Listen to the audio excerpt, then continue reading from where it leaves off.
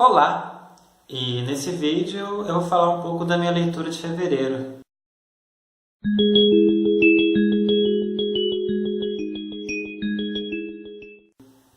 Bom, para esse mês que passou, para esse mês eu escolhi a obra A Resistência, do Julian Fuchs, ou Julian Fuchs. Você deve estar estranhando um pouco o nome. E isso se deve ao fato de que esse paulistano, ele é filho de argentinos, né, que foram exilados durante a ditadura, o período de ditadura da Argentina. Bom, e por que a escolha dessa obra? Em 2018, eu tive um questionamento eu pensei, nossa, por que eu não li, não conhecia autores contemporâneos, né? Autores do nosso próprio tempo, ou porque a gente, né, nós não lemos, não conhecemos, né, esses autores, ou seja, quem são eles, que tipo de literatura que eles estão produzindo, né? Então, muitas vezes a gente lê livros estrangeiros, ou mesmo daqui os clássicos mais conhecidos, e deixa de lado essa produção, né? E de pensar o que a gente está perdendo com isso, tá? Agora voltando um pouco aqui, voltando para a obra, né, principal,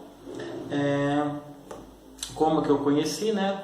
O Julian Fuchs foi o vencedor em 2016 do Prêmio Jabuti, né? Acho que é o principal prêmio aí de literatura do nosso país.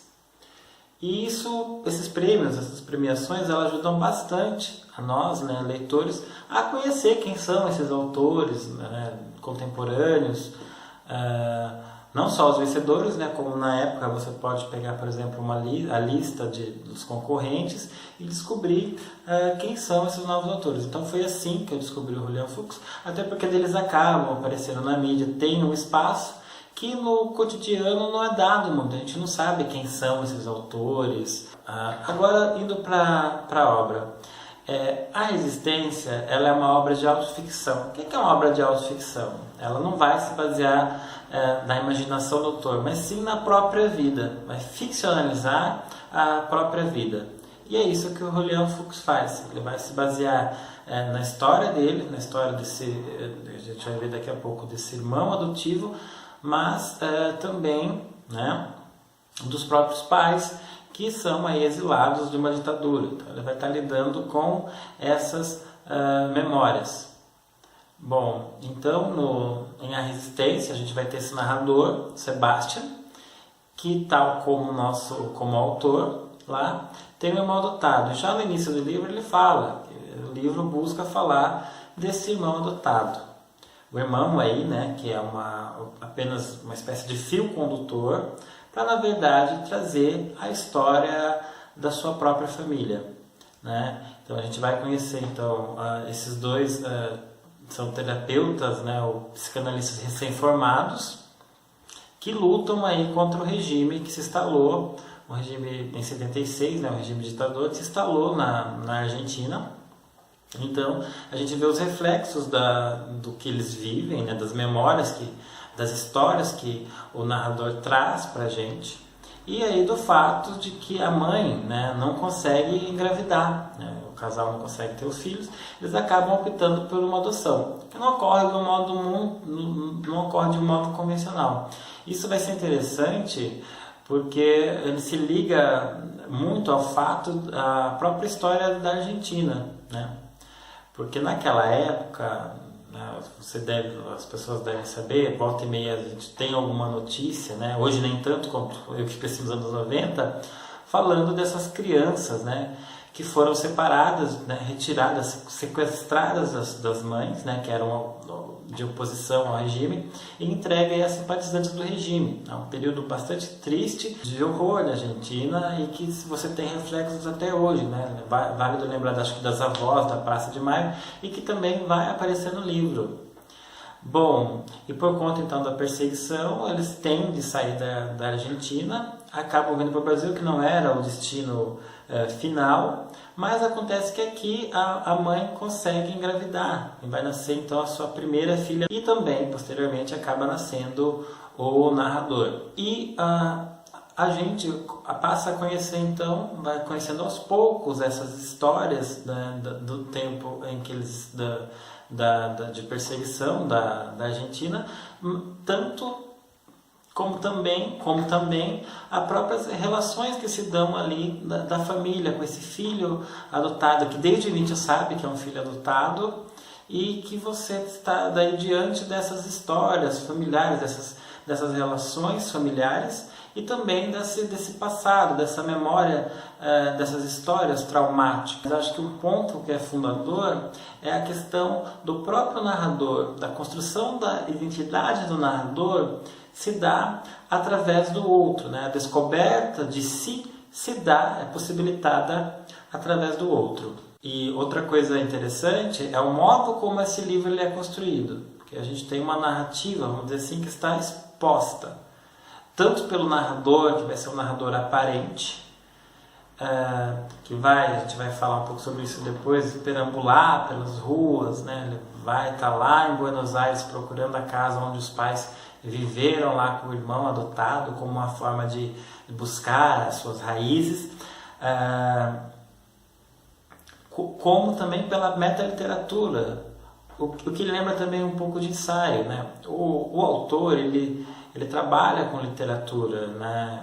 Ele é um acadêmico também, e você vai perceber que por horas ele está ali falando como trazer essa história do passado, como lidar com temas que são tão sensíveis ou difíceis, e isso acaba sendo exposto. Há capítulos, por exemplo, que a mãe do personagem vai perguntar: por que você vai colocar isso no livro? Precisa colocar desse jeito?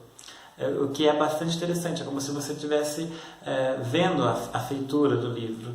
O que alguns autores já fizeram, nossos autores aqui já fizeram também. Então é bastante interessante esse processo. Mas você provavelmente vai sentir um pouco de dificuldade, ou um estranhamento, mas não aquele estranhamento que a literatura aí traz pra gente.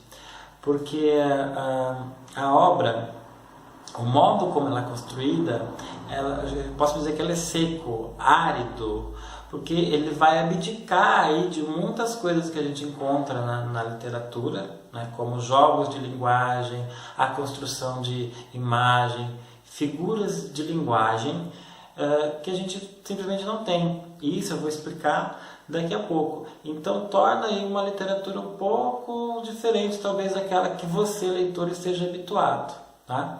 Vamos pegar aí como exemplo o Filho Eterno. O Filho Eterno, ele é um livro do Cristóvão Teza, e foi o primeiro livro de autoficção no Brasil que fez aí um sucesso. Depois houveram até outros autores, tem muitos autores que produzem hoje autoficção, não só no Brasil como no mundo inteiro.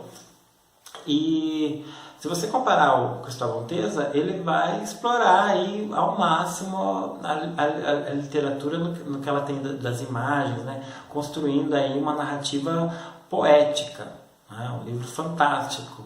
Já se você comparar com o William Fuchs, você vai ver que ele já vai abrir mão de tudo isso.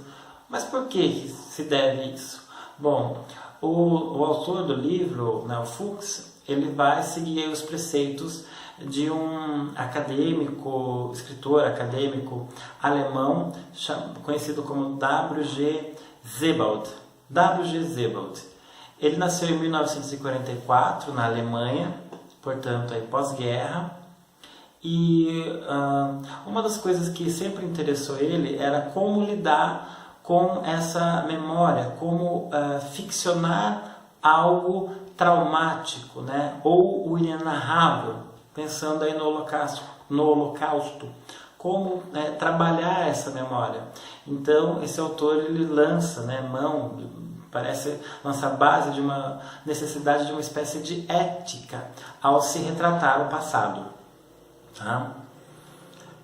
E como que se dá isso, né? Ele vai abdicar de qualquer coisa que pinte, de que ele vai abdicar desses recursos da literatura, como os jogos de linguagem, as figuras de linguagem. Ele vai trazer esse narrador, e daí você vai reconhecer que é aparente, que perambula pelas ruas,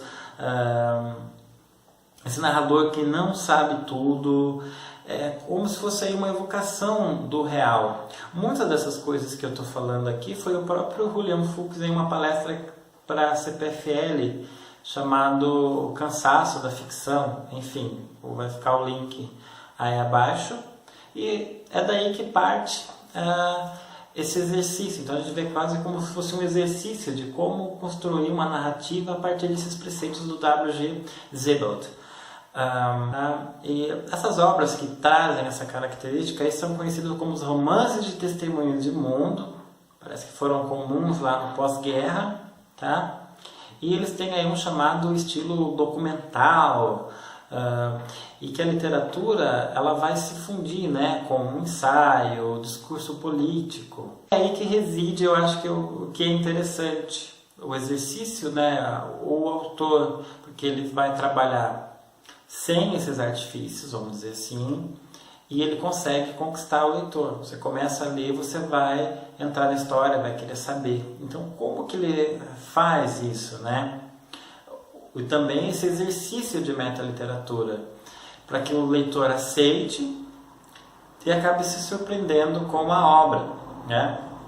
Como que ele faz isso? Então, a curiosidade, claro, né, pelo desenrolar das personagens, mas aí esses momentos que ele consegue equilibrar uma tensão e os momentos que eu falo de lirismo, mas não um lirismo de imagens, algo que remete a qualquer leitor, como se fosse uma crônica de família, onde que a gente pode ver, por exemplo, quando ele fala da sua infância, então a gente pode se ver ali também naqueles dramas familiares, claro que sem o contexto ali daquela família, que é uma família de, enfim, pais exilados, irmão adotado, mas que remete aí a algo de familiar, né?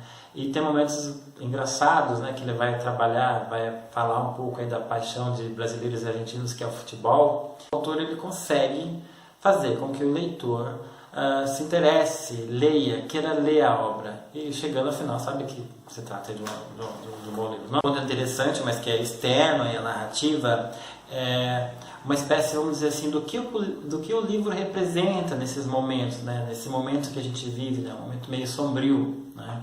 Ao colocar essa necessidade de resistir. Mas não uma resistência no sentido de conhecimento, vamos dizer assim. Então a gente pode pegar como uma chave de leitura essa necessidade de conhecer a nossa própria história, mesmo no que ela tenha de traumático. Eu estava pensando que, pelo menos eu, não conheço uma outra obra de autores brasileiros, eu acabei não lendo também, não conheço uma outra obra que fale, né, ou da ditadura, ou essas obras não estão na escola, por exemplo.